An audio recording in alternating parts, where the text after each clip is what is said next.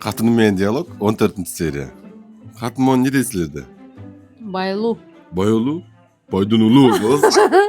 Yok, bayılı değil. Bizde öykü deydi.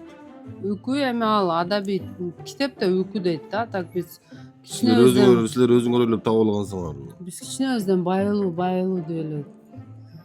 Sen? Onun ne deydi? Anı iğnelik deydi. İğnelik? Wow, şunu toşna aytadi ekensиңер biraga. Sizlerce. Vertolyot deymiz biz.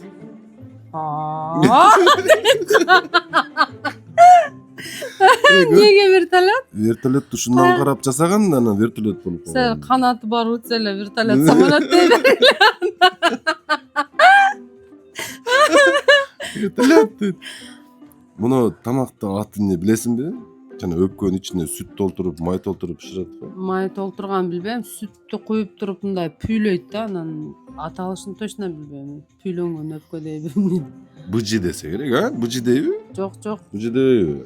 Быжы деп жанакы казыга окшогон, бирок чучуктун ичине жана кан менен канбы же эмне, жок чеснок жана Kan koyuyor.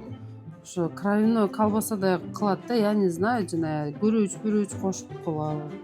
Öyle sonra. Buna bakanın balasını ne dedilerdi? Ит чабак. İç çavak. Неге? Çavak degen sölcülan, pölcülan. Я не знаю, ошо китепте ит чабак. Bizde it balık deydi. Анан Palayınaz balık koydum. аны билбейм. Эми китепте ит чабак дейт, а так биз кичине өздө лягушкин дочь или сын деп эле чыгабыз. İt çavak deyip kitep. Ооба. Çoçkonun balasını ne deysiңер? Торопой. Toropay. Toronpoy desene. Мысы жок эле, биз торопой эле дейбиз. Момпой, сомпой. Toronpoy deydi ha. Ayıp koyuyorum mu? Bularda da başka jaklarda kantep aytat kommentariga jaza ketkile.